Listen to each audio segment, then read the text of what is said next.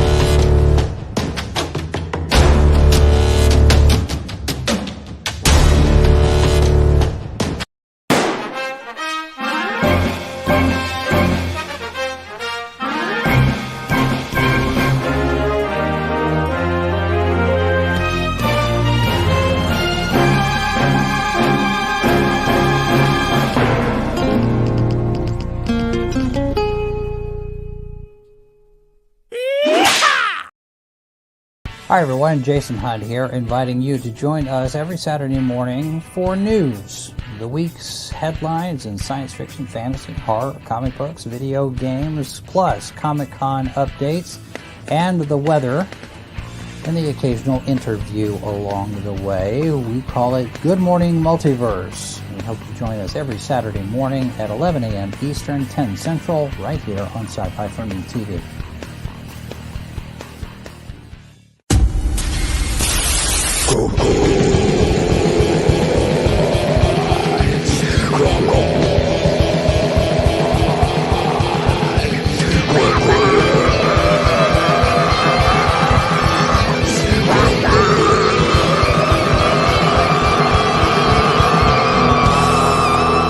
Come get some.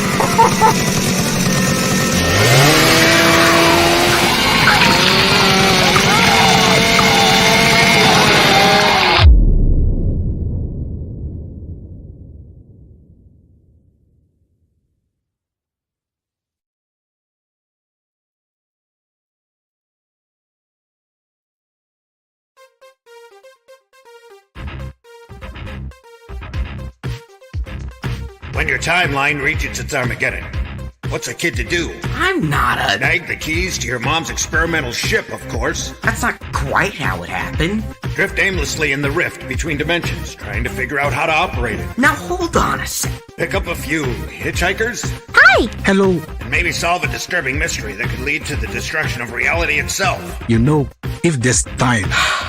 There's always time. I'm not so sure about that. Get in on the adventure with the Rift Riders on Indiegogo.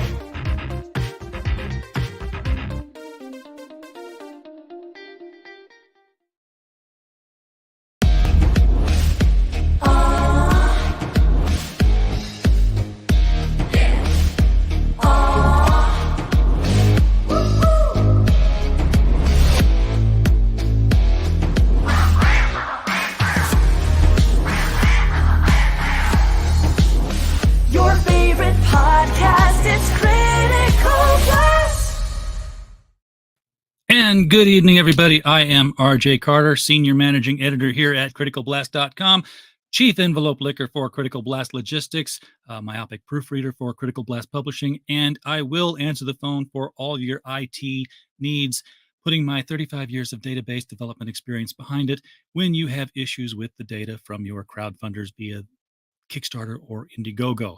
Tonight, speaking of crowdfunding, we're going to go to Indiegogo. And speaking of Indiegogo, it's the easier data to handle. But that's kind of getting in the weeds. You don't really care about that. What you care about is the product you're going to get tonight. Tonight, it is Rift Raiders #1. There's a lot of familiar names behind this one. And we don't have any of those. No, I'm kidding. I'm kidding. We have with us the one and only Piper. Piper, welcome to the show. Hi. Oh, cool. StreamYard is letting me do so many things now that I'm taking advantage of. That's right. I forgot. And I'm not doing that because that's Podcast Palooza. This is we had somebody sneak in the back door while the videos were playing. Hello, Pops. What are you doing back there, man? I'm messing with your stuff. I know that, man. What are you just like clicking stuff? I might have porn in there. No, I wouldn't put the porn up. I'll keep that in your private files, RJ. You know, it is the internet.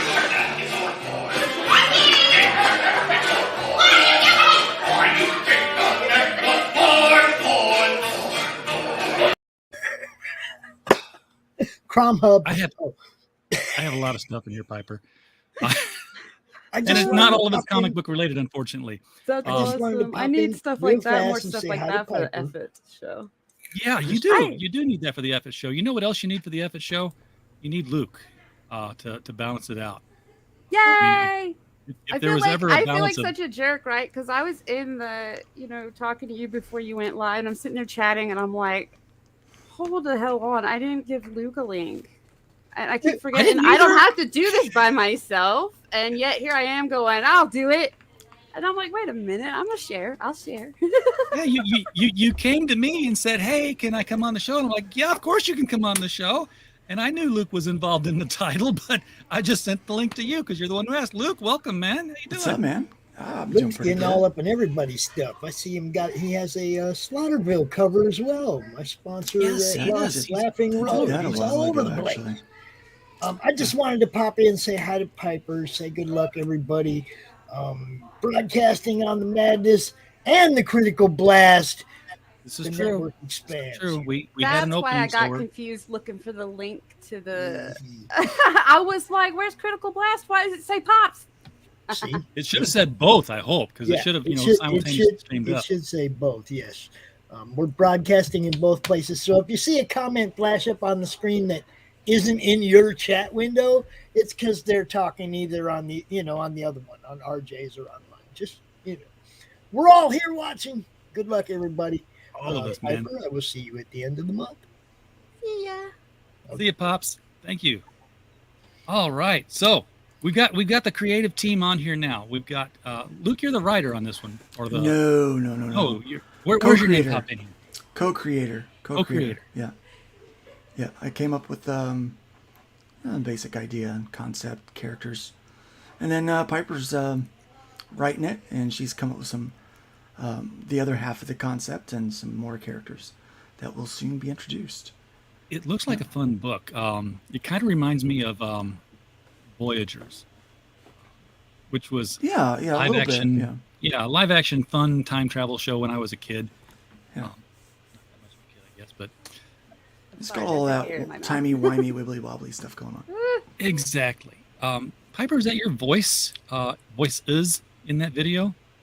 Only one of those is mine. Because I knew you were doing voice acting at some point. I still offer free voiceover for anyone doing a comic campaign trailer, unless I'm swamped, and then I'll just tell you, sorry, I'm swamped. But if I think it's, if it's something quick and I can record it like in a day, I'm still offering that because I just think it's a lot of fun to show people all the voices I do. I can do kids' voices, but they tend to sound a bit younger than the kid voice we needed. Do you just record it straight? I mean, yeah. I'm actually getting a little more pro with it. I have coming a portable sound booth that you basically stick your head in the microphone in. I've seen one of those. Those things are pretty cool. I'm going to try those out and see if. But I just use Audacity and a pretty good mic, and adjust as much as I can. And so if you see Piper with her head in a box, yeah, don't think anything of it. It's just doing some voiceover work. Yeah, just be like, nothing I didn't weird's know happening. if you used some special software for your microphone to make your voice change around. I tried some kind of a voice changer thingy, and I didn't like it. Mostly because it was like subscription, and it just sucked to me. So. I hate subscription software. Yeah. Plus, none of the voice changing software is quite what Mission Impossible delivers. I want the one where, like, okay, take a sample of, the president's voice and then say the same thing and map it up, and the computer will make you sound exactly like him. That's like some crazy deep fake stuff, but they do have some stuff that's getting really, really close to that. Oh, and I don't know if you ever watched I can't remember the name of the studio. They're like these CG guys, and they will do, computer generated stuff. And so, yeah, they're pretty cool. But yeah, they've tried out the deep fake stuff. The art AI is what's really getting me. Lunos's voice is actually like AI or not AI. Yeah. Yeah, it's truly AI. Typed the script and the robot acted it. Yeah. Yeah. The artwork is what's really amazing me. Some of the stuff that pops in, because I've got a subscription to Midjourney. Because we'll get articles sometime for the website, and no image will be there. Hey, Wim, howdy. Should also say howdy to Woody and Studio 38B. He's actually got the Woody the Woodpecker. That's awesome. Oh, yeah. That brings me back. Mike, always appreciate you sharing the stream out there so people can see our guests and what they're offering. But okay, so we don't have the artist among us. Is that correct? No, not tonight. Yeah, I was so last second thinking about the fact that I could give Luke the link. I'm not gonna lie, I was settled in. I was like, and recliner. And been at the desk working all day, and I was like, and recliner. Yeah, I finished up like 3 jobs today, so I was pretty happy. Oh yeah, well you got clearing stuff off the. Can we talk about the other job that you're doing? You can talk about any job that you like.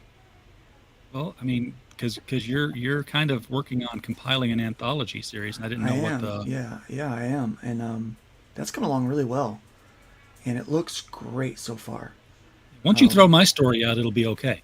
I actually have to read yours tonight. That's my.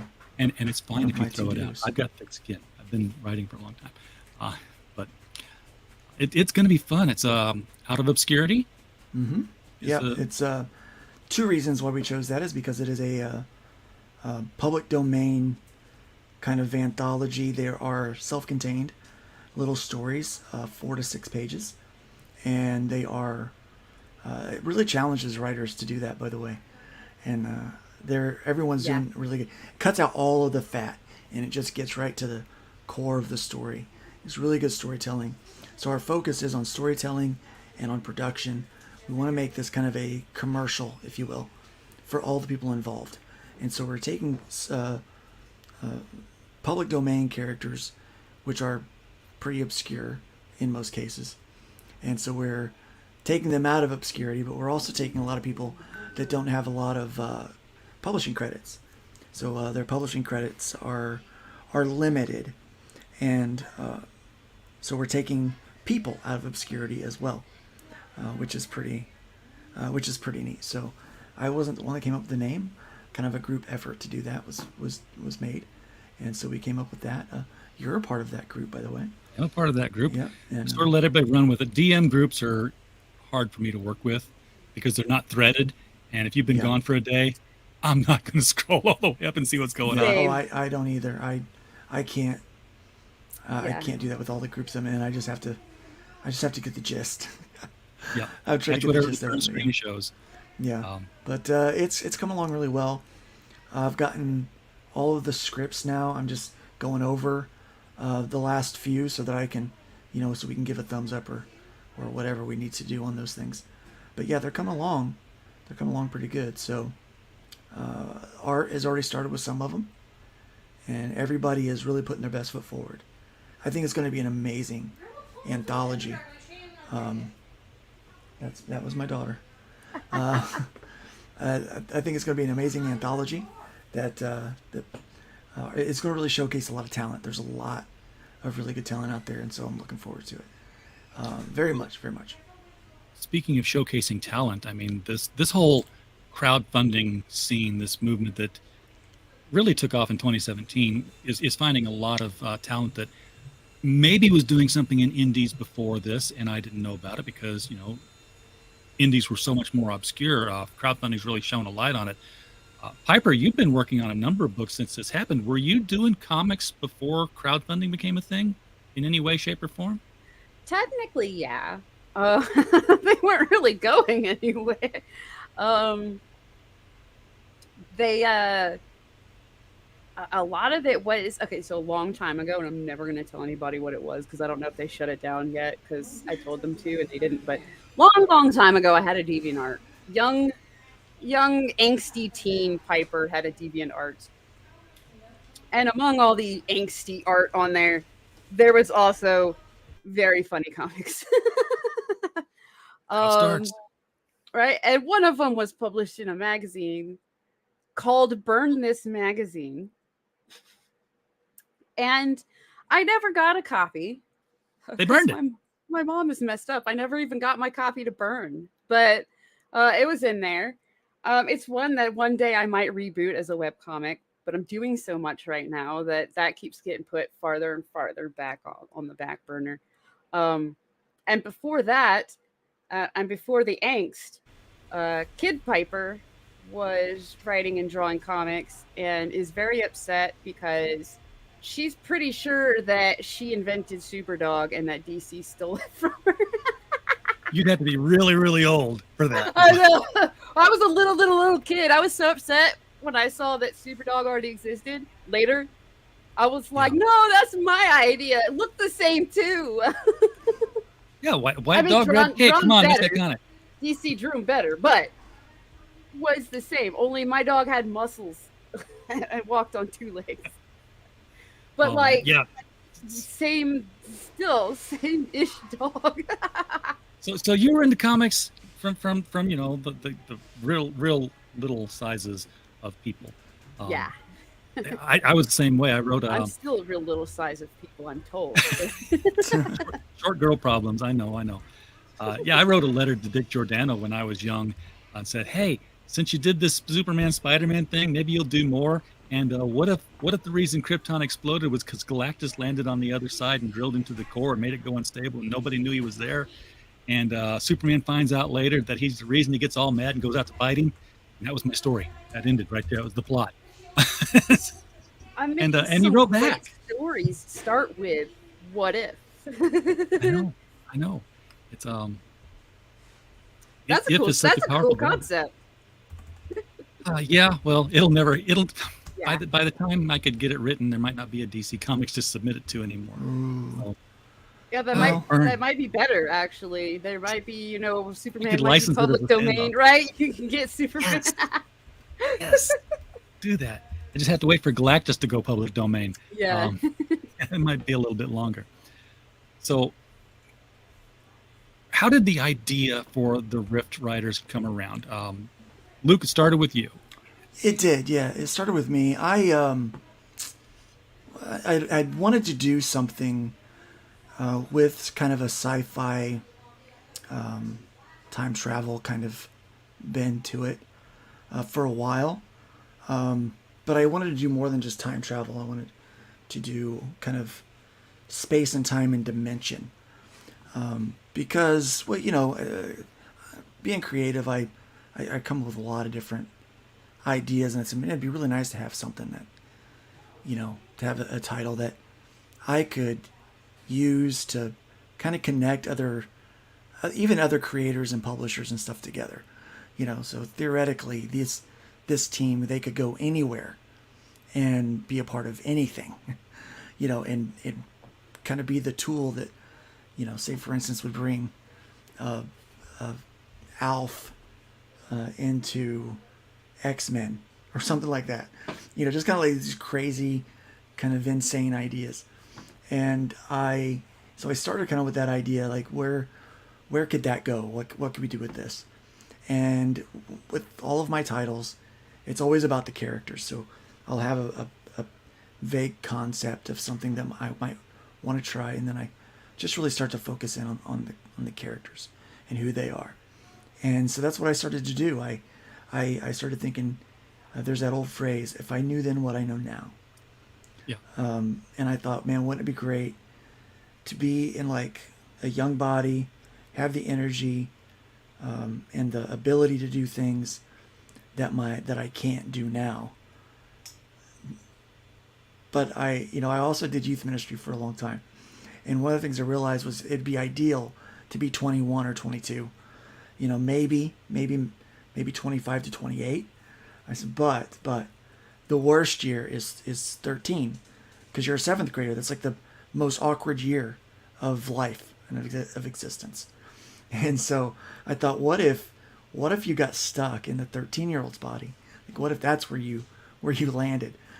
Because I also really liked Peter Pan, and kind of that idea of this like kind of forever young, kind of playful person. And so that kind of sparked the idea of this Doctor Who Peter Pan type character named Israel. That is really, he is trapped in kind of this like awkward 13-year-old's body, but he's like 45. Oh, so man. he knows Old enough now to do all the cool stuff and too young to get to do it. Yes, exactly. So he can't drink. He can't do other things. There's a lot that he can't do because he's salty about it sometimes. And he's pretty salty about the whole idea, because I thought, like, wouldn't that be great? You get stuck in a young body that, you're smart enough to know things, but you can't do anything because you're just too young. And so that was kind of the idea with him. Kind of like baby, what's his name on Who Framed Roger Rabbit? Yeah, kind of. That 45-year-old man. Yeah, so that was kind of the idea. I wanted to do something with that. So I created that character, and then I created kind of two other people that he would hang out with. One of them was Lunos, who is a teal-colored alien with a kind of like what you would think of when you think of an alien with the large black eyes, but not really, and he's kind of his race. They're very stout, very strong people, but he is he's very careful. Okay, because this guy is aging. Okay, he's not forever young. Where Israel, like the only thing that's ever going to happen to Israel is if he gets injured or sick. Outside of that, the dude's going to live forever. But Lunos is not so much, and he is aging normally, but he's cautious because he's just kind of he's very smart but very kind of timid. But because he's so strong, he kind of gets typecast as this dumb guy, and the jock. Yeah, the jock, and he does take offense to it. He's brilliant in his own rights, and but I mean, that's kind of how he ended up in the ship to begin with, is because he's a smart guy. And then the third character is I think one of my becoming one of my favorites is Rivia. She's just again a smart person, but has a past that I didn't really have much of a backstory, and Piper had this backstory that she'd kind of written for her, and I was like, I love it. Like, there's all this stuff like that's kind of troubling her, but you don't know any of this. She just comes across as just happy and enjoying every day of life. And I didn't connect with that character as much in 2021 when we first published the short story with Arrow Comics. But now in 2022, post my nap. Yes, your Rip Van Winkle nap. Yeah, I connect, and I feel that character's joy so much more, where it's all about just that next breath, that it doesn't really matter how bad things are. I'm alive. I'm going to enjoy the moments that I have right now. And so I really like that about that character. And so it really is these three characters that have been basically going through time and space and dimension, popping in and out of places, having little adventures and fun, basically vacationing forever. And then what happens is, the thing that I was missing in the story was a really solid conflict. In this little world that I created, there was no conflict at all. These three were just happy, traveling through space and time. And then I talked to Piper, and I said, I've got this idea. I said, but I just don't have any conflict. And she had an amazing idea. And I said, this is so good. And immediately I knew in my head how the characters would respond. They kind of all think that they're the ones that's going to be able to fix it. But especially Israel, like his idea, like Piper wrote the first 6 pages that we did, first 5 pages, I think. First 5 pages. And then when it was originally done by another artist, very talented, Martha Schwartz, but it wasn't quite the look and feel that they were going for. And so that's when we teamed up with Piper, actually found him, Dillard, and said, I think I've seen him do some stuff that's not quite the normal, and I want to see if he can do this. And sure enough, he just nailed the look and feel. And then we got Edgar Tavitas, and he has really captured the colors. But it was on that 5th page when here's this big, like, the whole conflict is just like, you're just at the door's just cracked. So there's no telling what it's going to be, like what this is these characters are going to have to deal with. But just that excitement and almost defiant mischief that's on Israel's face as he embraces the unknown, it made me know that, like, okay, this cannot stop at 5 pages. We have to make this whole book, and we can't just make one book. We have to make like 4 or 8 or 12 or 20. Yeah, we have to make as many as we can. So yeah, it is a very, very that's kind of where it came from. And Piper can tell her side of the story. That's my side, kind of going up there. Yeah. And then we'll do the he said, she said thing. And so you brought it to her, and you were in need of a conflict. Now, I needed a conflict. Piper, did the suggestion of the story suggest you a conflict, or like a lot of writers, you've got conflicts just sitting on the shelf that are just waiting for a story to say, hey, this will work here. What was the? Yeah, at all. I'm all about conflict. I'm sitting on tons of conflict. I work with conflict every day. No, actually, for real though, I had parts of a similar sci-fi concept essentially. I only had one solid character that was mine, that was made for this thing. And but it was made for a universe and a story similar to what Luke was trying to build. The one that she was supposed to be for, and it just didn't happen. It was a huge collaboration. There was way too many people. Everybody just kind of, wandered off, and it came I've down. seen it happen. Yeah, it was just a bunch of us going, "What if this would be a cool story?" All right, bye. Like, Yeah.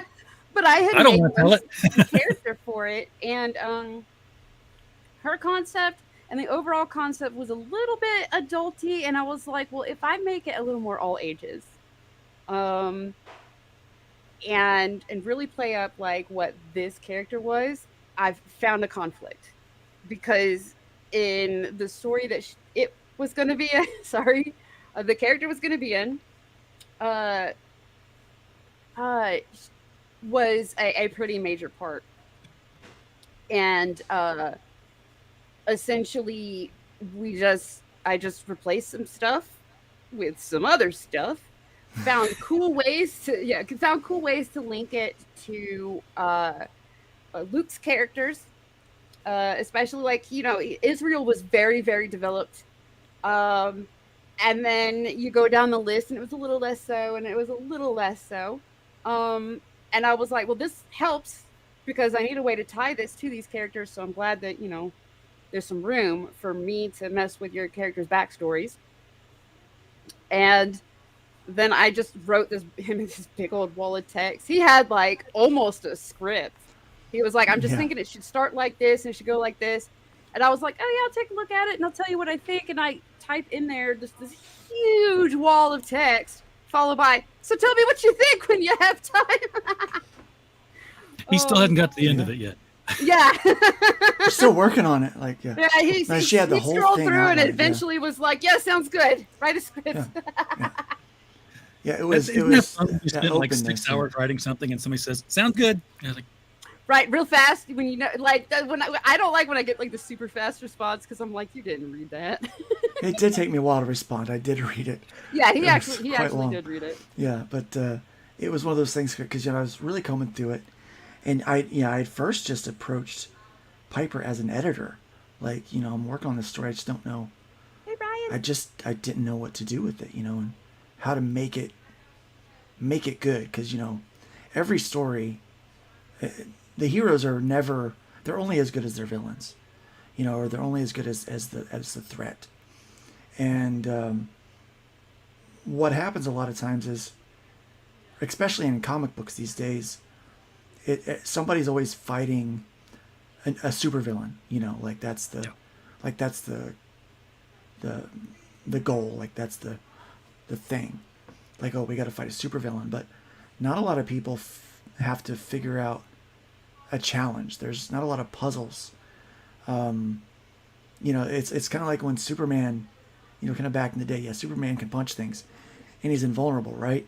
So putting Superman up against another guy that can punch things and is invulnerable, it's kind of boring, but when you put Superman up against a challenge, like, hey, he's got to save a bunch of people and try to stop the volcano or whatever, it's when you start like putting those kind of things into play, it makes the story very interesting and compelling. And I think that's what we found here. When Piper wrote her wall of text and sent it over, I was like, that's it. It's not necessarily the common trope that people do in comic books these days, where it's like, sometimes it's just a challenge. Sometimes sometimes saving people is the reward. Like that is the ultimate thing, is just to save people. And so here you've got, people that they're here, they're smart. They're not here because they're heroes. They're here because they are wily. Yeah. And they're going to use time their travel story. Yeah. And one of the tricks that people pull with time, I mean, there's a couple of different time travel stories. There's one where everything you did made everything the way it was supposed to be anyway, and nothing changed. Yeah. Or there's, you made something entirely different, now you can't get back. Or it's a world where none of the time travel ever touched on what was really happening, so you don't know that it didn't change or did change. That's, like Doctor Who stuff. It's like, really, the Daleks didn't invade Earth? Okay, well, I'm happy now. No, we're not doing any of that.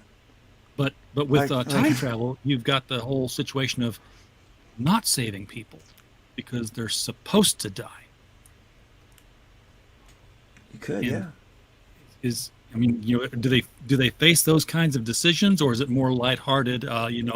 No, we've got to make the tower lean so that's it's No, so the history stays correct. There's going to be a lot of different dilemmas that they come across. It is a lot like Doctor Who in the fact that most of Doctor Who, the Doctor doesn't have to fix anything. He could just let it be. Yeah, but he fixes stuff when he thinks. Generally, he usually fixes stuff unless his friends are in danger, and then he fixes stuff. But otherwise, he fixes stuff if he realizes that there's definitely something not right, and it has to do with time, or it has to do with him having been there in the first place. Well, I mean, think about it this way. He lets a lot of stuff happen.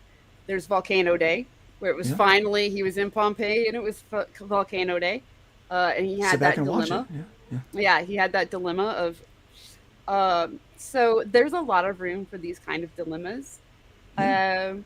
But you are right in the fact that they're not going to be like the heroes that just, go to save the day for the sake of saving the day. They're still youthful at heart, even Israel. And to them, it's more a puzzle that needs solving. It's almost like it's something to do. But the more they get involved, in that, the more they're going to realize how involved they really are and stuff. So think about this. Israel's been flying around, and we're not going to tell you, all the details because you got to read the book for some of these. But at some point, he's picked up these other hitchhikers, and they've been flying around for an undetermined amount of time, and so they've been kind of. I'm sorry about that. It is a very busy place, the Stone House, right now. So this is podcasting. This isn't FM radio. This is right. Is just right. So they but they've been flying around, and presumably they haven't interfered with anything. If someone's getting hurt, or it's like they understand that maybe they understand. There's still other story to be told, but as far as the reader knows, they've not saved anyone to this point. They've been going around space and time having fun. That's all people know, is that they've just been having a good time. And so this challenge, this puzzle, something's happening that's not supposed to be happening. And it does kind of interrupt their good time. You learn that if you've read the back of issue 1 of the remaster of Hybrids, you've read the story, the first 5 pages of the story, and it's like, there's something happening, so like this isn't supposed to happen, and in the process, it just opens up a lot of adventure for them, a lot of, and the way Piper has it written is one puzzle opens up another puzzle, opens up another puzzle, until finally there is some resolution to all of that stuff. So the way she's written it, I think the best way I could describe it, it's a little bit like National Treasure meets Star Trek. That's kind of I think, for me, I think that's how I like to describe the writing to this one. But I love National Treasure. With puzzle stories like this, Piper, what's the approach? Do you start off like, I really want them to have a puzzle, so let's start finding the puzzle, or do you like, here's the solution, now let's break it apart and backtrack it all the way to the beginning, making sure that we hide these things in places that are not obvious to anybody but make sense when we find them. It's that's why I can't write mysteries. I write the adventure novels because it's just like go in and kill people. I couldn't write a mystery. You got a point there. what I've been trying to do is mix some actual science in. So you might learn a little something while they're learning a little something. This is still fantasy, so it's still, it's still not real. But I looked, I did some research. And I was really excited because part of what I was writing, I already had made up in my head. And then I got to a point where I was like, is this even feasible? Would this be even slightly believable? I want to make it sound like, it makes sense, at least in science fiction. And I went and looked stuff up, and I was like, holy crap, I'm smart. I was like, oh, cool.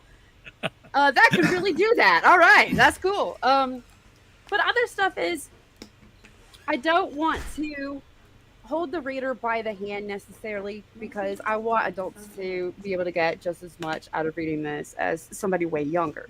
So I don't want to baby the reader and hold their hand, but I also don't want to go over anyone's head with anything I'm trying to do. You're in trouble when you're telling a sci-fi space-faring time travel story and you're looking up stuff. Would this really work? That's what I loved about sci-fi. Think about some of the classic sci-fi and the technology that they made up at the time. That's now just commonplace. Right, yeah. But it was very fantasy back in the day. I mean, one day they are going to literally beam me up somewhere. I guarantee it. Yeah, well, a lot of that stuff was made because of shortcuts in storytelling. The reason Star Trek has teleporters is because it was too expensive to film the shuttlecraft going down to the planet all the time. Mm-hmm. So it was a writing shortcut. Well, but a lot of times, even science fiction inspires scientists to go, hey, can we really do that? Yeah, can we really carry around a computer with us that we talk into and watch TV? Right? Super spy watches, yeah, dude. So yeah, I like trying to add as much basis in realism as I can, just so there is like a ground base. There's a set of rules in this universe, and this is what they are. So it's not just hocus pocus, because that's for fantasy. But I don't want to talk over, I don't want to write over the readers' heads either. So when it comes to them figuring this stuff out, you have 3 characters that are already really brilliant. As the series progresses, you'll find out where they're the most, where they shine and where they have hangups and this and that. But what they're doing, I'm sprinkling clues that they're obviously kind of noticing, but the reader will probably notice or figure it out before they do. Ah, okay. But only by a little bit. So the reader, I try to keep the reader almost a step ahead, but there's plenty of stuff the reader's not going to figure out until the characters do. Is it one of those things where, if you go back and read it again the second time, you'll see all the pieces laying on the floor and it'll come together faster? Yeah. Like watching. I think there's parts that would be like that. If you don't catch it the first time, you'll catch it backtracking and reading it again. There's one more note that I would like to add to something you said earlier. Piper said this is something that for all ages, whether it's a young reader or an adult or whatever. Not only is it for everyone or suitable for everyone, I think that. So I used to watch Star Trek with my dad, and my dad obviously is quite a bit older than me, but we would watch Star Trek together, and then we would talk about the show, and it was something that we both enjoyed and could enjoy. Star Wars was the same way. We both watched it, both enjoyed it. When we call this all ages, we're not saying it's not a kid's book. We're saying that anyone can enjoy this, that you can read this and have something to talk about with your kids.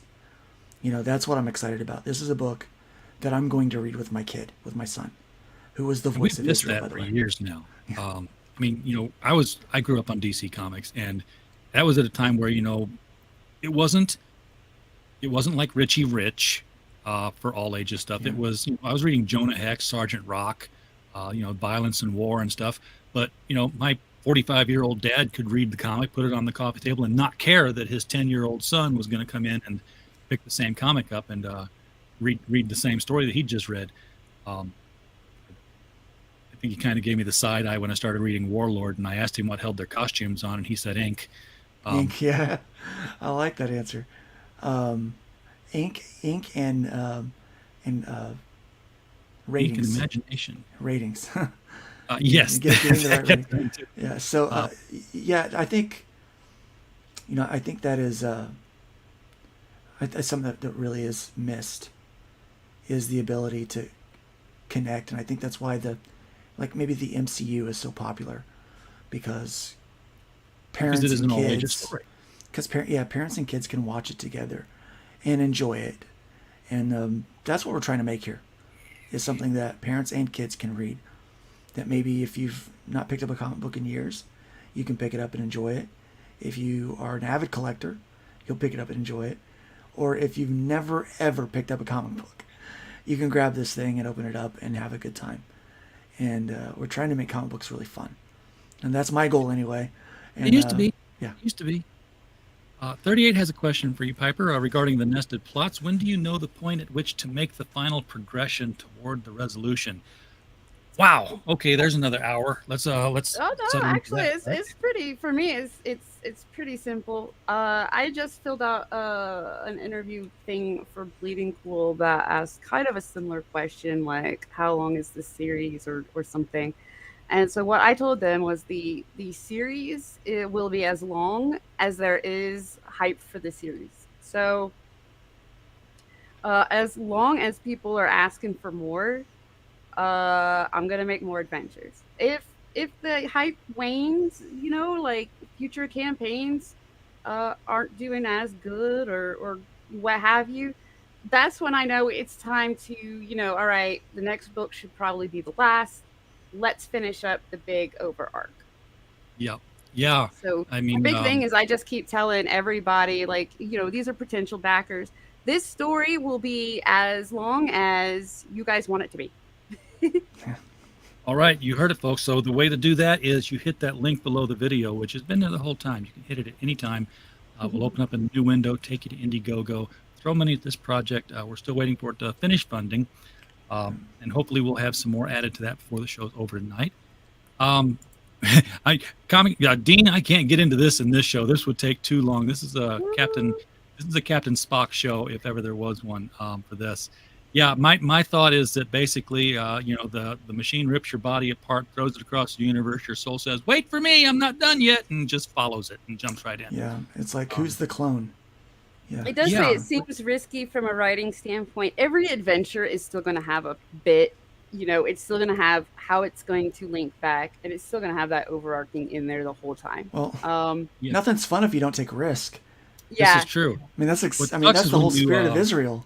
Like, so basically, there is plans, and it's just the plan is either going to, be very XYZ linear, or it's going to be, woohoo, let's go have some fun. We'll get to Z in a minute.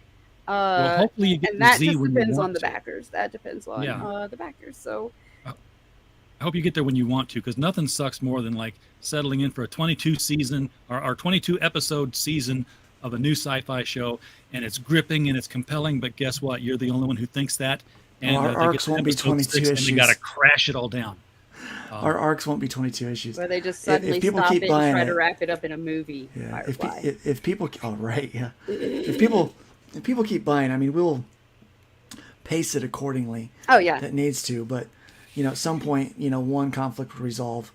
But rest assured, just how we're working with hybrids, another conflict or two or three are starting to pop their ugly heads up, so that there's something for our protagonists to take care of down the road. So, but when you have these people that can travel time and space through rifts in dimensions, there is so much you can do with that. Like, Doctor Who's been going how long? Like, there's so much. 16 years, yeah. Yeah, you can do with that. And so many other smaller problems that they can easily run into along the way. The only limitation that we have is our imagination. Yeah. The only limitation that we have is our imaginations. And but I think with any good story, you got to take some risks, and allowing some fluidity to the storytelling might be a risk, but I think it's worth taking. I think it's worth taking that adventure, I think that might be the biggest risk that the backers will take if they jump on, is whether or not we can accomplish what we set out to do, which I think we can. I think that if you've backed any of our projects in the past, that they're solid, and you're going to get your book. Like I've got a. Yes. That's the important thing, isn't it? Yeah, I've got an impeccable record for fulfillment, and so So really, the only risk is, does Luke and Piper, do they deliver on the story and on the everything?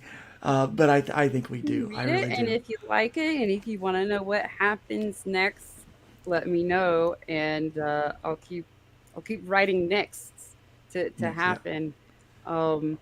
And yeah, it's just one of those that, like, if one of the campaigns is like, man, that was a real struggle, the readership dropped by half, or what have you, then that tells me that the one after that needs to probably just be the end. We got burnt out on this. Okay, let's just put the end of the story and make sure to let everybody know, all right, this is the end of the stories in general. There'll be 2, probably 3 books. 3 at the least. Yeah, that's got to be the least at least. Yeah, because we're doing this one, and we'll do an issue 2, and then depending how issue 2 goes, 3 will either be wrapping us up or whatnot. But here's the thing: I'm so confident in what we're doing here, with the writing, with the concept, with the overall theme, with the art. I'm so confident that people are going to enjoy this when they get it, that Piper's going to be really, really busy with this IP. I think it's going to be something that she's going to get. That is a problem I do not mind having. Yeah, and both of you have established, your credentials in this business over the last 3 to 4 years alone, which, is like 20 years in mainstream publishing world years. I started in 2015. Doing indie comics seriously. Yeah. People were just starting to crowdfund comic books. Like, there'd only been a couple. I think Rob Liefeld had done one and never fulfilled on that one. So it's we were just doing all these small little campaigns back then and just trying our best. If we sold 100 copies, we were so stoked. We sold 100 copies, and that took months. It took ages to do. And that was a big deal back then. You got an alternate cover on this one. That cover's That's very yours, isn't it? special. Yeah, it's very special. It's the one, if anybody follows me on Twitter, they saw me live tweeting my frustration a few times. I'm working with outdated equipment, but slightly more modern software. So this was a struggle. These are not the final colors. I was in like such a hurry that like our colors, had very little instruction. I legitimately told them, stick to this area of the color wheel so that we can use the green version of the title. That was it. That's all I really told him. And so he did really good. And I didn't get to look till later. So there's some, fine tuning that I want to do. So the final cover will be the colors will be slightly different, but the line art's going to be the same. So yeah.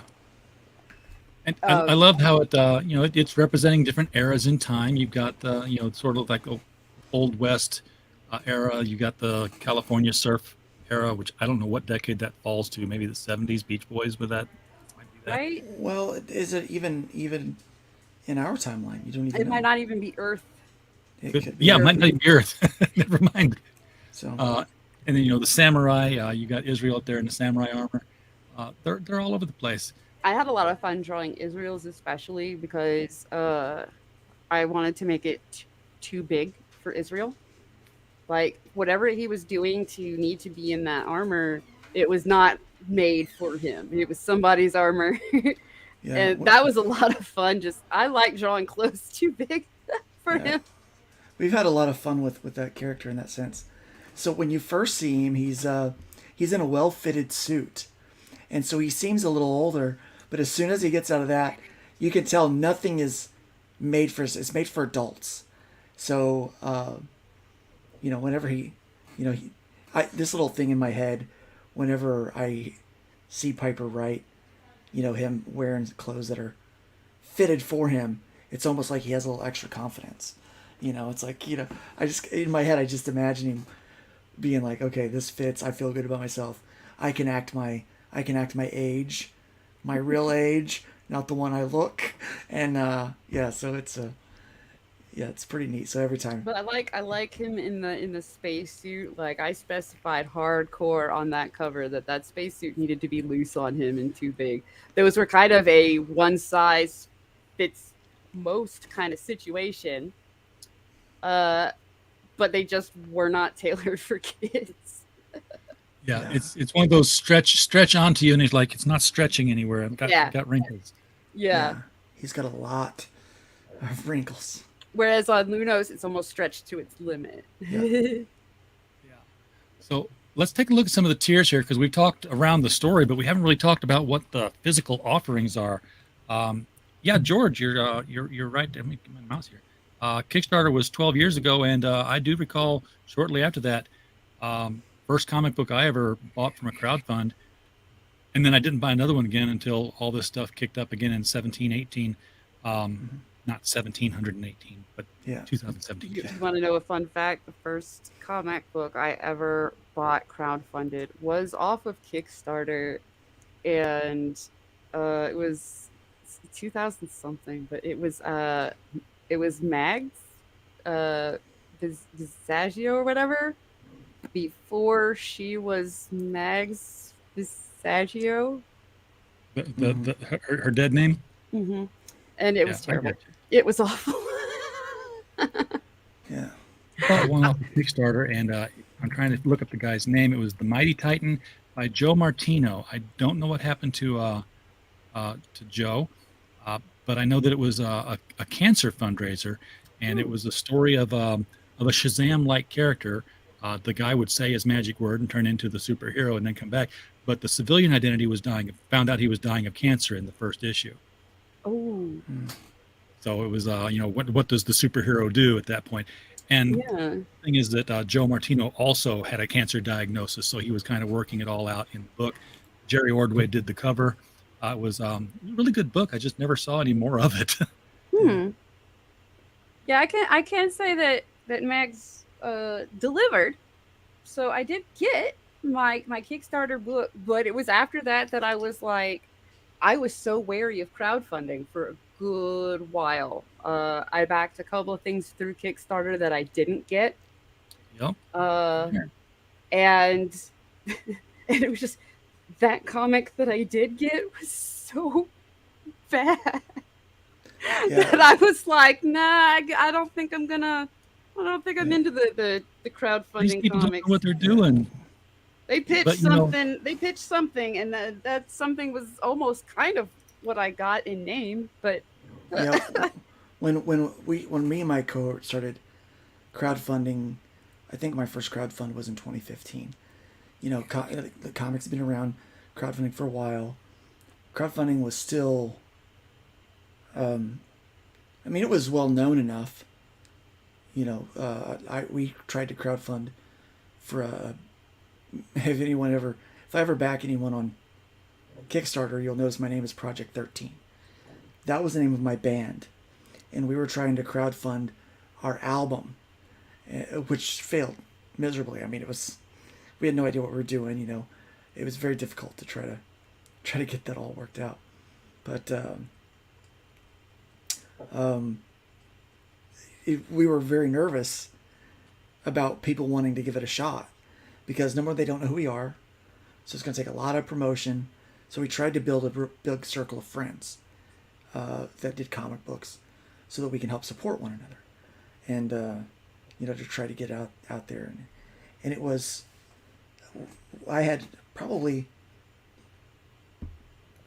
backed 3 comic books on Kickstarter before I crowdfunded my first book, and I don't think I got any of them. I don't think I ever got any of it. No, I didn't get any of them. They all said, "Thanks for backing our book. Yeah, we're not interested in yours." Right, but I mean, I didn't even get. But I book. understood. Yeah, when backing these, I understood because it said like everywhere. It would remind you you're not making a purchase. Yeah. You're technically investing in a project. So it may or may not happen. May or may not, like the project may or may not work out, or you just may or may not get your stuff. This is a donation. Yeah. Yeah, they reminded us of that. Here's a donation, but obviously crowdfunding and comic books have come a long way since whenever it started, and so you had the confluence of crowdfunding and print on demand, and the rise of the live streaming. Software became cheap for that, outright free for that. In fact, you just had everything you needed to market. So you just had to have a good product and personality, I guess. Yeah, YouTube changed things a lot. So it was Facebook, and then Twitter kind of came in. It was just I think with independent comics, it's constantly learning, and adapting to where it is that you market. And I think crowdfunding in and of itself is changing a bit. I think people are starting to do more from their own websites with their mailing list. Now that cons are back up, I mean, I know a lot of these books are getting sold at conventions. For me, it's where I'm finding. That's kind of my fertile ground to find new readers, because that's where I'm going to be at the end of the month. I mean, social media is just too political, these days, and so it's difficult to connect with people on a personal level or on a story level when everyone's worried about who you voted for.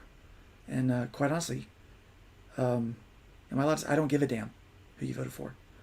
I want you to read our story. It's really good. Alex, right. Everybody looks at it as a glorified pre-order system now for Kickstarter. Well, some people they use that way. Yeah. Some people go on there and they already have their book done, and they use the crowdfunding just to collect the pre-orders as like the middleman to do the numbers for them, basically. And then setting up a shelf life. But it's not the smartest business model because you're paying so much extra in fees when you do that, but it does have kind of a built-in market, I guess, and promotional system. I actually do look at crowdfunding as not a pre-order, that I am helping something come to fruition. I know that comic book, if they put it in a store, is going to have probably a $4 or $5 price tag on it, and I'm spending $15 to $20 to get that book because the extra money is helping them make it. Like this is a special thing, and I'm going to get extras. Yeah. Because of it, But give people the extras that no one else is going to get. They're helping you make your book so that you can put it out for a lower cover price. But they're helping you get it printed, get it made, and get it printed in the first place. So I think they do deserve all the rewards that they can get, so that they are special, because they paid this much for this to back this comic. They're special. They get stuff that nobody else gets. It's a big deal to me, like to make sure. Yeah, things like stickers and refrigerator magnets. I'm all over those, like tchotchkes, like Alex said there. I have so much stuff though. I don't know, like swag. I got so much comic swag. I don't know what to do with it, but I think it's cool when I look through it and go, I got this cool comic swag because I back these books. I used to be a big sticker guy. Yeah. I had the back of my laptop, which is covered with independent comic stickers, and then my laptop died, and I realized those stickers are gone now. And that's when I said, "Hey, refrigerator magnets are cool." I was gonna say I have a pile of stickers, and there's so much stuff that I'm like, ooh, I could put them all on this, and then I'm like, ooh, but then what if something happens to that, and I will never have that sticker again? Yeah, so far, stickers. I've been sticking them all over my my short boxes are these cool plastic ones. So I've been sticking them on that. You're gonna have those for a while. Yeah, because I'm gonna have those for a long time. I know somebody's they get the where they would put trading cards in the sleeve. They put their stickers in those, and so yes, that's pretty cool too. Yeah, that's true. BA says it's useful if you end up self-publishing on Amazon. People aren't attracted to buying on monster sites. They would rather support something that feels indie. I think people are going to start doing both real soon here because there's a new printer that has come on the scene, and they're an international distributor, and they have the catalogs for brick and mortar stores as well. So they allow you to do print on demand for your crowdfunder, and then they allow you to turn on your distribution channel for your Amazon at a lower price.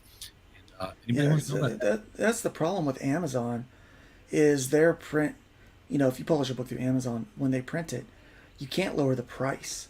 So part of why, we're able to sell our books at a lower cost because we're just going above our print run. And I handle like everything that comes from our website. It doesn't go on my website unless it's in hand. So as soon as it's in hand, it's inventoried, goes on the website, and I start selling through there rather than Indiegogo or something like that. And those work out pretty good. Of course, my partner Nick Tockard, who does some books, and he also does the game mechanics for the RPG. He's done very well with Amazon, and I know a few other writers that have done really well with Amazon as well. But there's it's better than what was in place before, but I think, like RJ's saying, there's better things are coming. There are better things are coming. Alex, the printer I'm talking about is a division of Ingram. It is Ingram Spark. And they are now at a position where they're doing floppies like they're doing for Denali's Immortal Mask series now. These were printed through Ingram, and these were not color copies. They're black and whites, but these were printed just before Ingram introduced the trim size for the modern comic. So that's that. They're also, however, are doing color, as can be evidenced in this oversized graphic novel on this very small screen. This is a version of George Peter Gatsis's Joe King book. This was a smaller print run. Basically, this is Joe King versus Santa. Not very many of those printed up. Sort of almost like a test with it. You're not interested in Ingram. Got it, Alex. So I'm still investigating it, but we'll see what they do. I think it's going to open up some channels for people to get their books onto Amazon after they've done the crowdfunding, with a new cover, a new ISBN, and a lower cover price for mass market consumability.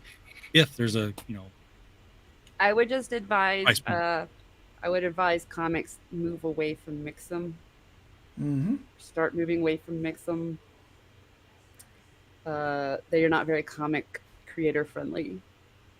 They sort of farm it out, don't they? I mean, that's what I've heard is like, there's no Mixam plan. It's like, okay, well, we'll send the job over to this other printer here, and then you kind of lose your quality control. Yeah, they make it sound like it's all them, but also they've been trying to their best to just not work with. If you hang out with certain comic creators, if you hang out with CG, Mixam doesn't like you, like automatically.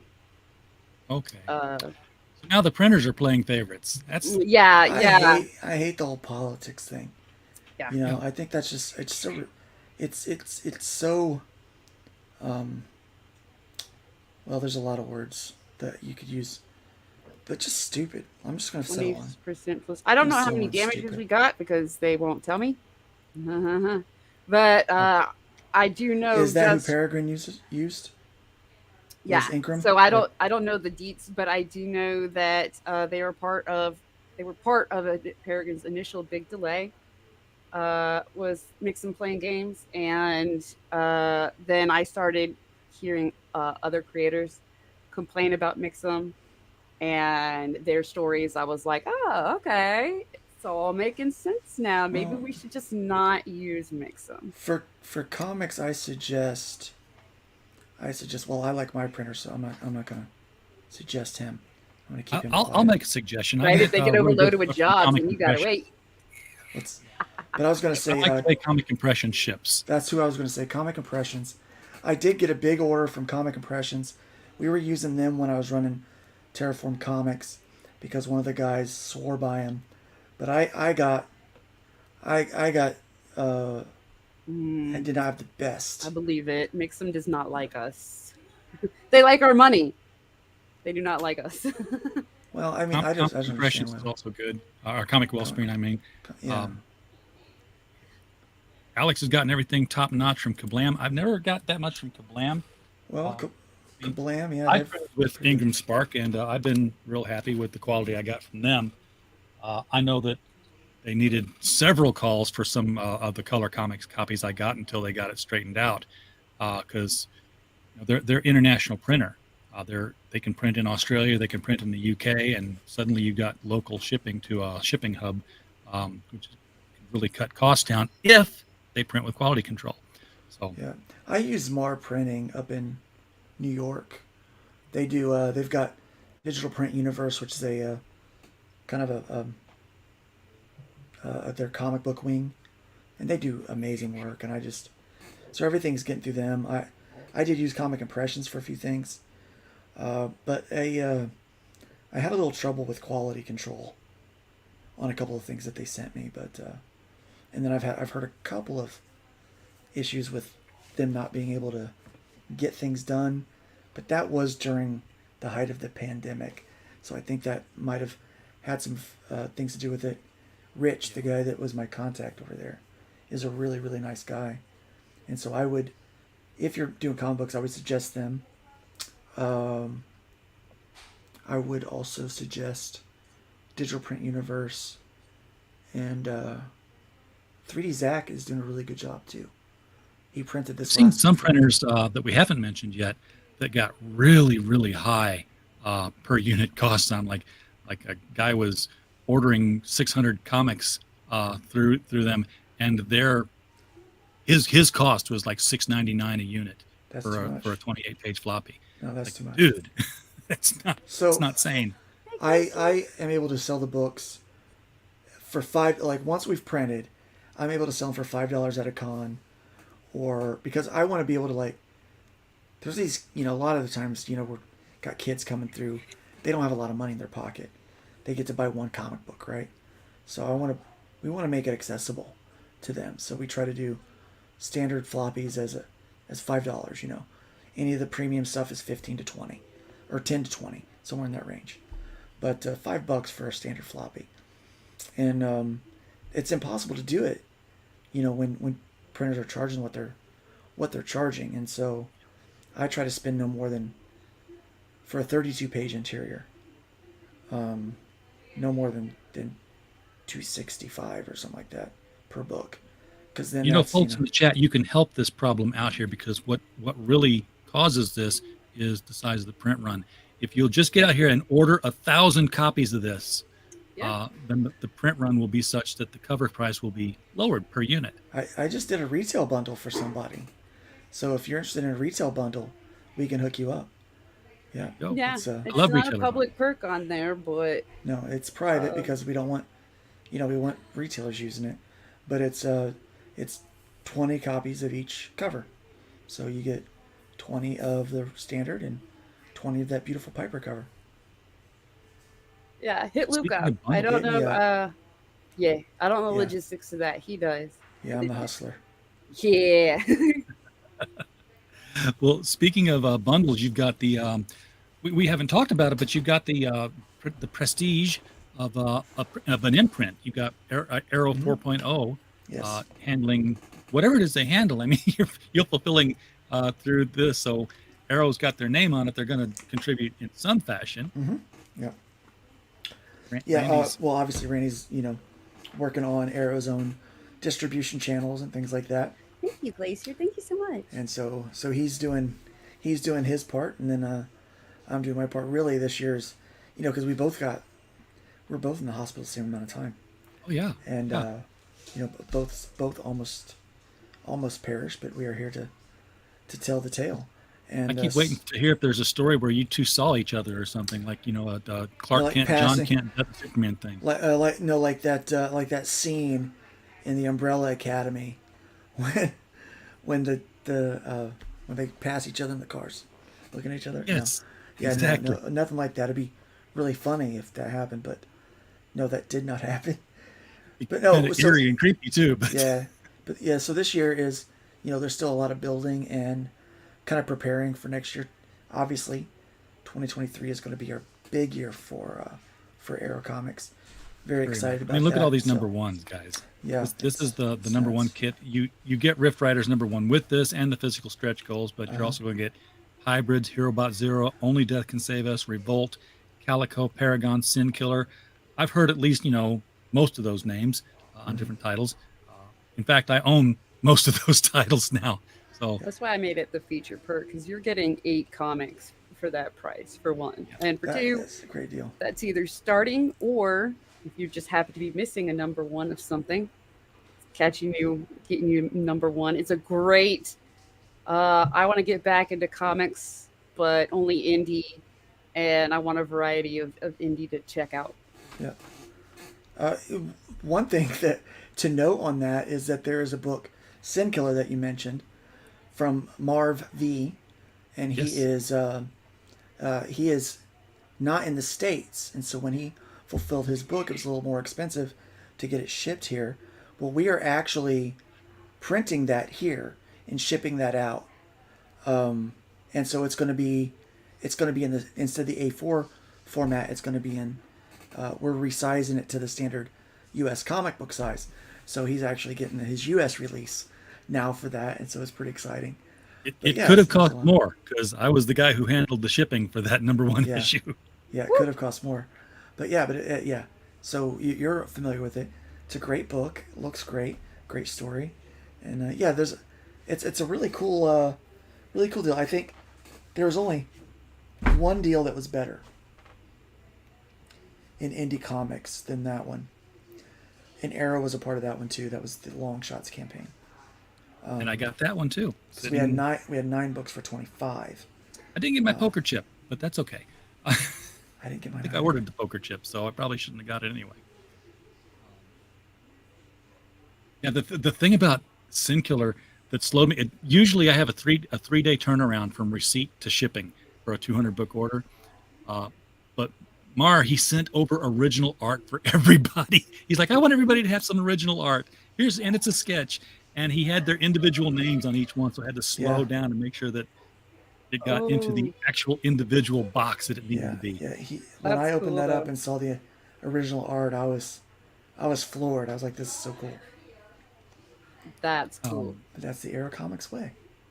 You can get the digital copy of Rift Riders for only $5 if you're a digital person, and I know that many of you are out there. I'm not. I'm definitely a hold it in my hands kind of guy. So I will be in at the $15 level minimum, which gets you your book and all your stretch goals.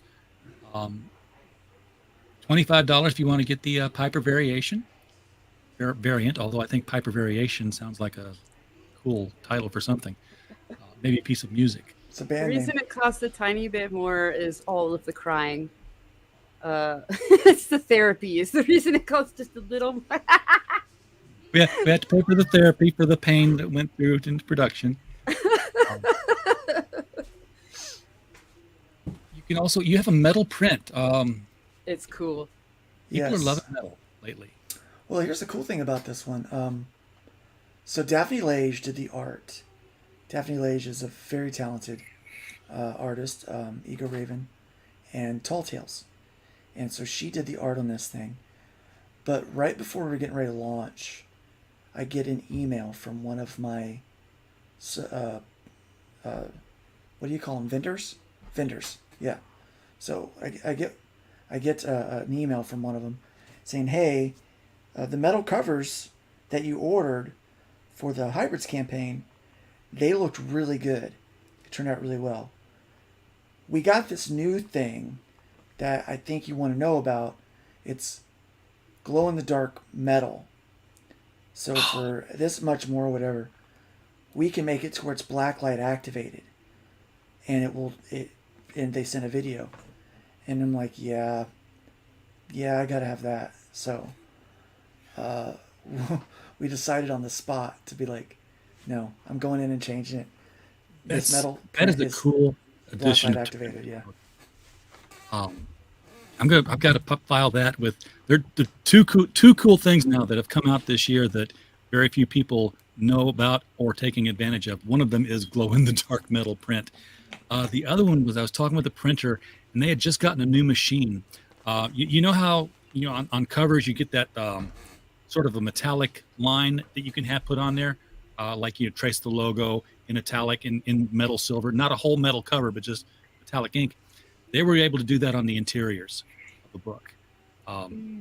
So like you could turn the page and walk into a hall of mirrors, and they're going to be silver. That's cool. That somebody's going to take advantage of that in the near future. And that sounds so expensive, but that's cool. Yeah, I bet it is. Brian says, I definitely need to do a foil cover one of these days. Yeah, maybe not. Tell good stories. Foil comes later. This metal print, by the way, comes with the chibi of the Lunos character and Rift Riders #1. Good, you didn't throw that out. Just saying, no, you got to get that separate. Always good to just build on them. The digital and any of the stretch goals you get. And finally, you got a collector's bundle. Not very many tiers. I like that in a campaign so much. I really hate there's going add-ons, so you can a la carte most of this stuff if you want to. Exactly. Yeah, a lot of this you could just make your custom tier that way, if you want. But for your collector bundle, you're throwing in a collector's bag. Looks like there's a. You put your cool collection in. Yes. She's wearing a shirt. Is she? No, she's wearing the bag over the shirt. Okay, I thought it was like a printed hoodie or something. Yeah, no. So yeah, you get a bag to carry your collection around in, and you get both copies of #1, the variant and the standard. Yeah.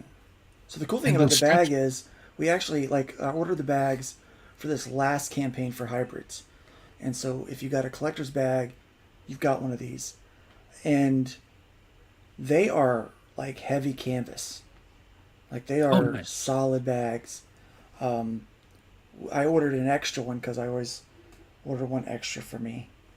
Because, well, it's my stuff. You should. So it's my stuff, so I do what I want. I order a couple extras of things that we produce because I just want to have them sitting around. So we got this. We're going to start using it for a con bag, taking it with us to cons instead of like my wife carrying her purse. She's just going to stuff in that bag because it's so nice. So when you get that bag, it's quality. It's not like one of these little cheap things, So we're putting together good stuff for you guys. Dude, I kind of want one so I can compare it to the Cyber Frog one. The Cyber Frog one is final. I want to do that on stream. Just be like, we outdoing Ethan over here. Just saying.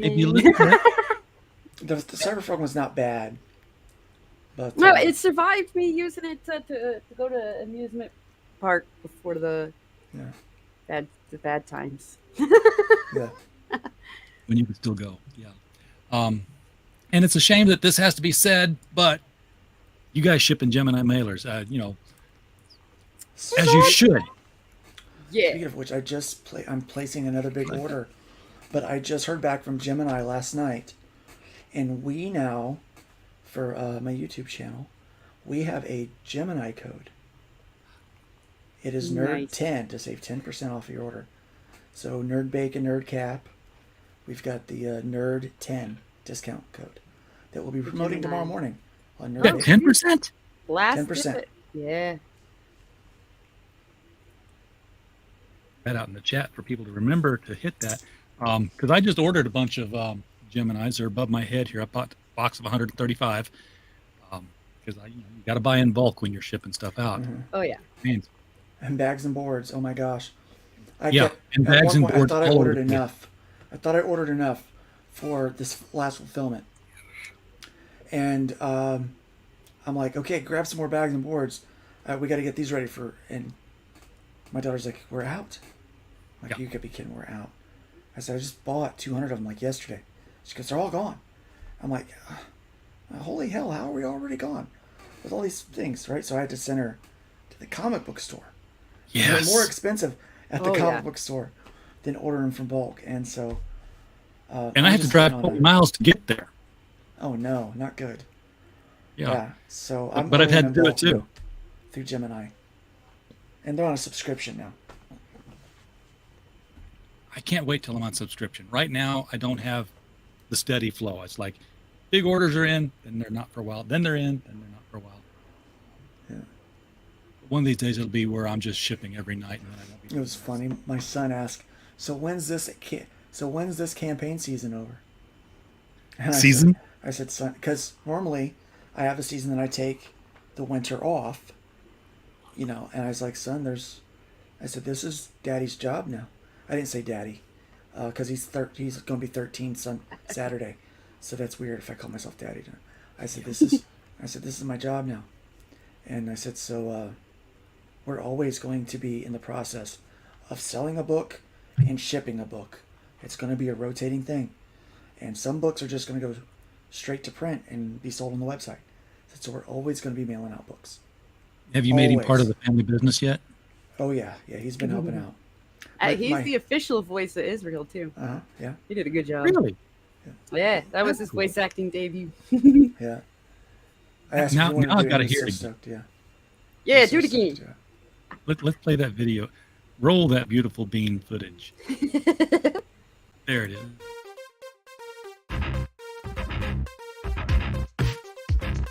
When your timeline reaches its Armageddon, what's a kid to do? I'm not a... Snag the keys to your mom's experimental ship, of course. That's not quite how it happened. Drift aimlessly in the rift between dimensions, trying to figure out how to operate it. Now hold on a sec. Pick up a few hitchhikers. Hi! Hello. And maybe solve a disturbing mystery that could lead to the destruction of reality itself. If this time... Okay, I have no idea what's going on, but the video is just freezing up. Oh, it was playing good on my end. Oops. Oh. Yeah. Well, must have just been me. I was like, that was his best line. You cut it. I thought it was. I thought it wasn't playing because it's like it just started and then it stopped and then it jumped and then it stopped. It's like, okay, my computer's getting hot. When I'm watching other people's streams and they play the trailers, they'll do that while I'm watching. Like I'll be in the chat, and that'll drive me crazy because I'll be like, oh well, I'm just gonna go over there and click it myself. And that's what I encourage everyone to do. Go over there to that campaign, right? Click this. There. Click that video, play it through. And the whole point of me uploading it to StreamYard was so that I didn't have to play it from here where it does lag. Oh yeah, that's probably when it Oh, everybody said it was fine. It was just me. That reminds me because we haven't pushed it enough or said it enough before we go. There is a little contest between promoters where we're looking at where all the referrals come from. And there's already a ranking. Luke's at the top. I'm embarrassed because I'm only in third. Well, which means the person in second is the one that's winning because people on the project don't count. But yeah, by the time it funds, at that point, even if we go in demand or something, at funding, whoever was not on the campaign but was the highest promoter that's not us is getting a little something for their efforts. Yes, they get a prize. And for people who don't know how the referral things work, if you share on the Facebook or the Twitter, this link right here, you get that link, it's going to have a little number there in it. And when you use that, and guess what? That's what I use to share the stream and the link below the video. I'm trying to get referrals just for the heck of it. And then if you go to your contributions page, you'll have a little referrals tab here. And you can see, this shrinks and grows. They must weed stuff off of it, I guess. Or when people close out, they're just gone. Could be, and there you can see what you've sent people to. What have I sent people to? Stuff. I see Angels Awakening. Yeah. A lot of stuff. Yeah, that's another one we're distributing. You get the great big 24 by 36 poster because we have some. It's a monster. Reach out to Daniel and tell him you want one. I'll ship you one. I'll see if you'll give me one for doing her voice, maybe. So I did that. It's bigger than the last poster. It's big. I'm waiting for wall space. I want to move somewhere where I can just have an official office, and then I won't really need the green screen to cut off my bedroom. I just want to have everybody's art on the walls. I've got all four walls here are surrounded with some original art and some posters. When I first got here, it's like, okay, I'm just going to get the stuff that I used to have that disappeared. So I've got my Dave Stevens Rainbow poster from the D&A Agents cover, and I've got my George Perez Teen Titans cover from 1983. Both back in my possession and framed. But now I also have, like, not safe for YouTube photos of Kara Nicole and Valerie Perrine. So they're like off-camera angles. That would be, I would get knocked off stream every night. I'm gonna be really honest with you. I don't even know who the second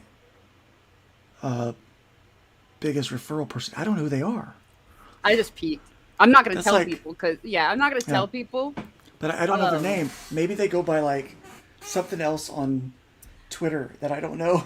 Yeah, that's what I'm looking at. I'm like, I think they. So if we might not even just like announce it, we might just send it to them because we're just gonna send it to them. Yeah. Yeah. It's gonna be worthwhile. Write a little note. Congratulations. We didn't know who you were on Twitter, but so they may not have even known the contest was going on. Yeah. So there's certain people that I only know from I can't say that I only know from Twitter, but I mostly know them from Twitter. And when I see their real name, it just like it's weird to me. Mm-hmm. Yeah. And thank you to most of you out there for being a supporter of Luke Stone Studios, of Arrow Comics, of Hybrids, of all these books that I've been a part of and being a part of. But I get to know some of your real names. And the one that throws me the most, Frog G. I'm not going to tell you his name. But that's for him. I'm not going to say his name, but but I'm just telling you, every time I see Frog G's name, I'm like, that's it. That's his name. Like, his cool mom's really naming Frog? No, it's a cool name. It's a really cool name. But I'm like, oh, I forgot that was his name. There's if they ever had the fan gathering, they have such a following under their online identity that it's almost like learning their real name breaks the illusion. You can't imagine. No. I'm just gonna keep calling them by their stage name. Like telepathic bunny. We call him T Bunny. This is a pseudonym that was created for writing the books. And then when I started writing the articles, I just said, you know what? Let's push the name out there. We'll just write the articles under that name. And then live streaming came along, and everybody already knew me by this name. It's like I've lost my old name. People call me on the phone and say, "Hey, RJ." I'm like, "Okay, you're from online. Hey, what's up?" I really, really, really wanted to do my work under the last name Wolf to really have, a little bit of the anonymous. I have a good reason to want a pen name kind of deal. But my dad tried 4 times to have a boy and it didn't work. And I'm like, that's his, that last name is gonna disappear soon. It's gonna disappear like with me. I want to put it on everything. That last name got me made fun of so much in school, which is why I was like, I'm just gonna put Wolf. It works with the personality, it's a whole thing. It'll be perfect. And at the last minute, I was like, no, I'm going to use my real last name. I'm going to put my real last name on as much stuff as I can for him to collect. I get that. And hey, you know what? You don't have to change your last name at any point. Society's changing. You don't have a boy. You can convince one of your girls that she's a boy now, I guess. Well, I mean, that's like, I feel like part of the reason I am the way I am is because I was a tomboy when I was little because my dad wanted a boy and didn't know how to do girls. Screw it. So that was fun. I mean, that's how we bonded. We bonded over his hobbies, and I don't care who they were supposed to be for. I did get made fun of when I was really, really, really, young. Like, I have cooties because I like boy stuff or whatever. But I didn't care. Have a good time. Enjoy life. I do have a son, and I did give him the last name. There you go. So okay. I think my dad seemed pretty happy. him excited is cute because like he tries not to be, but you could tell when he's excited about something. He was like, I'm pretty sure he was pretty happy when I said that I'm giving. You couldn't have one, but I could, so I'm giving him the last name. So it should go on a little longer, but in the meantime, I don't want to cover it up. Even if I got made fun of for it, I don't want to cover up the last name and having the last name. Be who you are, wear what you dig, do what you love. I got made fun of for being my name. My name is Luke. Actually, I'll be honest with you. I did not make up my name.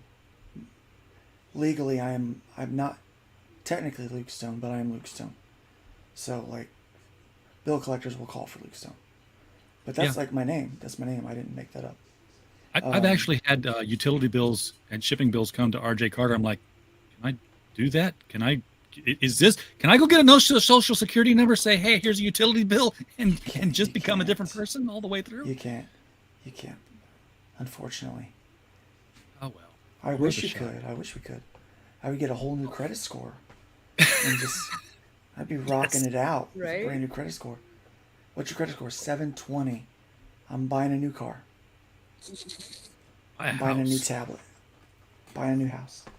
Well, there's still that tiny part of me that's like, but Piper Wolf would have been so perfect. It's just a different animal. It's close, but just take the last name you got. You know, take the wolf and cram them together. It's like that video of that person running in the woods who says, in every way except for physically, I'm a wolf. Oh no. That's all I can think about. Which I didn't know this existed. My daughter informed me, showed me the other day, and I'm like, I feel like I woke up in an alternate universe. Wow. No, all I have to do is put an E at the end of wolf, and I'm good. Okay. Work. Right? Right, yeah. Then it sounds like a real name. Yeah. It does. But Piper Steed sounds so much better than Piper Wolf. Really? Yeah, it does. Has a much better sound to it. Luke and I come from the school of John Steed and Emma Peel. Well, look, I got made fun of for my big old front teeth, and my long face. So from the time that kids figured out what Steed meant and what horses looked like, I was made fun of relentlessly my entire school life. For my last name. Your last name and the awkward Wolfgang. Wolfgang. That would be cool. Yeah, and then Wolf the Steve. awkward toothy set period of life. That when you're a preteen, 12, 13. Yeah. Mm-hmm. Kids are so toothy then. I'm still toothy. Wolfgang Christgau. That would be last. Oh no, yeah. You mean his first or last name? I guess Wolfgang was supposed to be a first name, huh? Well, guys, that'd be a mouthful. think we've wrapped it up on Rift Riders here. Bring it back to why we're all here. To remind folks, campaign's out there, 46% funded. You just started 5 days ago, right? Yeah. Friday, yes. That's what I thought. I'm early onset Alzheimer's here, so I had to count, so don't worry. I've got that CRS, but even though it says 25 days left right there, I still had to count in my head. I figure you're going to go for that extension when it comes around to time for the extra 30 days. Yes. And then, the in demand, the usual Indiegogo path of success. Well, it's. I used to hate it. Okay, like I was like, that's stupid. Why do we do that? And then I realized the algorithms, like what's happening with Indiegogo. They sent out that email, the what's going, what's coming thing, right? Right. And so if you do 30 days, you get that email that says it's going. And then you get it a second time if you do another 30 days. Yeah. So it's I'm like, oh. Yeah, okay, that's why not just use that. 16? Yeah. I was like, oh, it's because you're tricking the bots. Mm-hmm. Stupid AIs. Yes, they're messing up everything. The artwork again. God, I I did some artwork on Mid-Journey today. I did some artwork. I typed in some sentences, and the AI did the artwork. And it used to be like, well, this is a really cool abstract kind of thing that sort of conveys the thing I just said with people that don't look like people unless Pablo Picasso painted them all drunk. But now it's getting scary. Yeah, it's getting smart. What I think is silly is all the people that are like, sucks to be artist. AI is going to replace you and take all your jobs. And I'm like, no, here's the thing. That's really cool and neat and all. And companies are probably going to use that for cheap art. But it's also going to make hand-done stuff that much more valuable. Yes, it is. Be like, oh, well, this was done by an AI, but this was done by hand. Well, now its value just went way the hell up. Yeah. Yeah. Handmade versus mechanical made is always worth more. Yeah, I'm not worried about it. I mean, yeah, it's great. I mean, it's a tool for me. You know, if I look at AI, one of the things I can do is, you know, I've got a prompt. I'm trying to come up with some ideas. I just pop in the prompt, you know, and see what the computer thinks, you know, and then I'm going to take that and make it better from there, you know. And that might be a cool way to make like an inspiration board, but one single image out of it. Well, I'll tell you what, the thumbnail that I put up here for tonight, and again, Luke, I'm sorry I didn't put you under because I thought it was only Piper coming. That background is prompting all of Space and Time. That's it. All of Space and Time was the prompt, and this is what Mid-Journey kicked out. Nice. And I just it looks used like it for a rift. Yeah, it's what I wanted to try to get. That's perfect. And it'll work great for backgrounds. The truth is, Piper's the one people want to see. And so I'm happy to let Piper be the face of this project. She is the brain behind it, and you know, she's written a fantastic issue, and I will show up when Piper gives me a link and says, Luke, you need to show up to this. When I remember, wait a minute, I'm not the only one promoting this. I'm so sorry. I prompted it to say, show me a gorilla holding a giant 6-gun revolver in a cowboy hat, and sent it to Brian. And that one was pretty amazing too.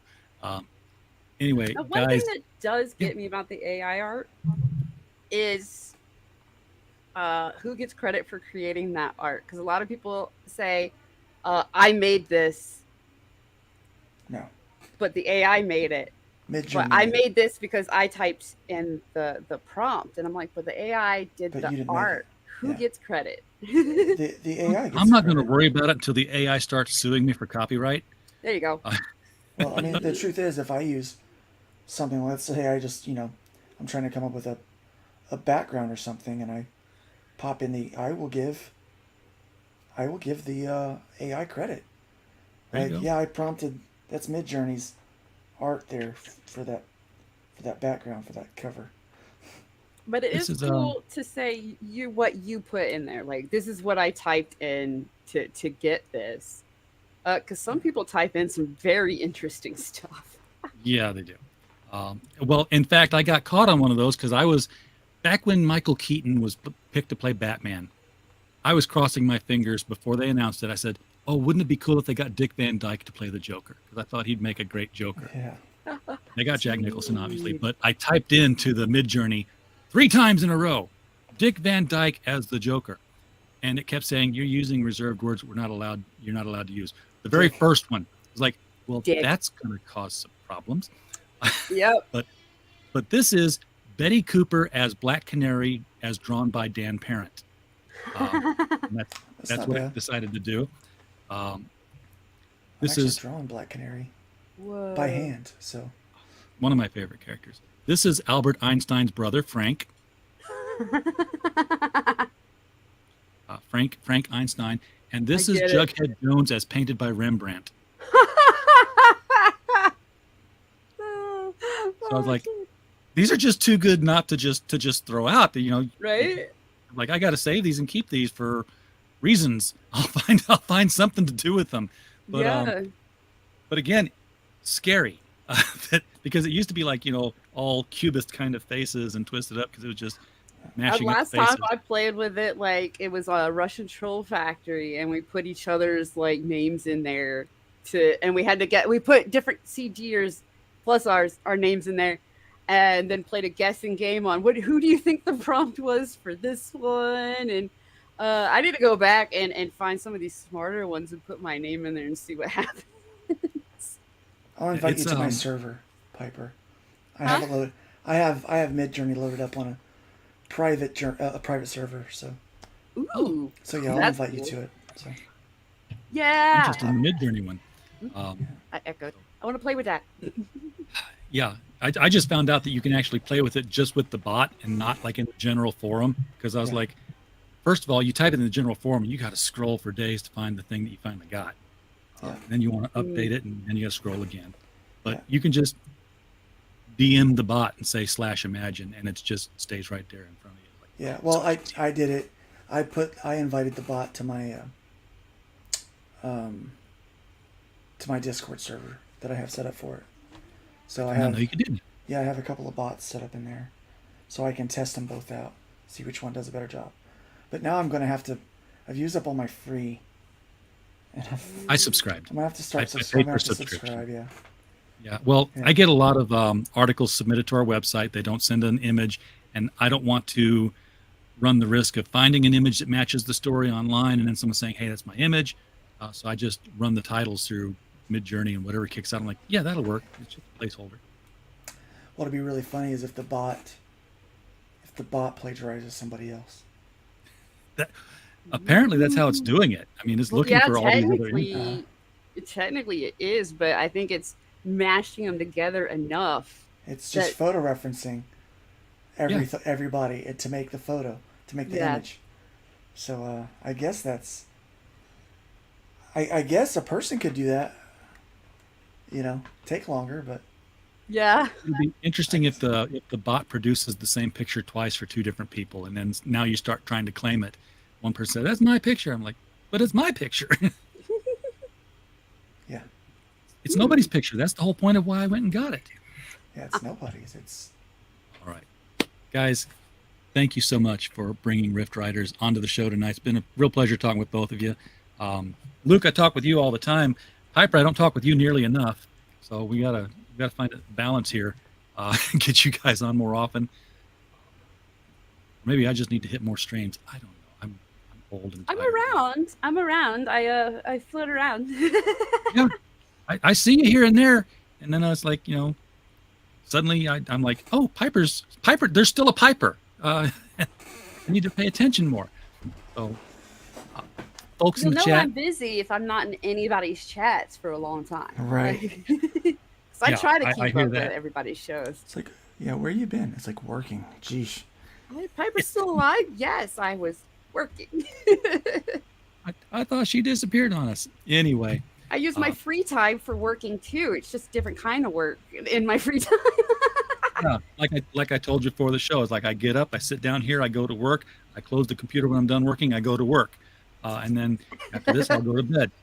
That's my life. That's my day. A lot of times when I'm trying to go to bed, I'm still on my phone doing work too. Tell me about it. Folks in the chat, thank you so much for being here tonight. We don't have a show without you. We're just a podcast falling in the woods otherwise. So while you were here, we just hope you had a blast. Good night.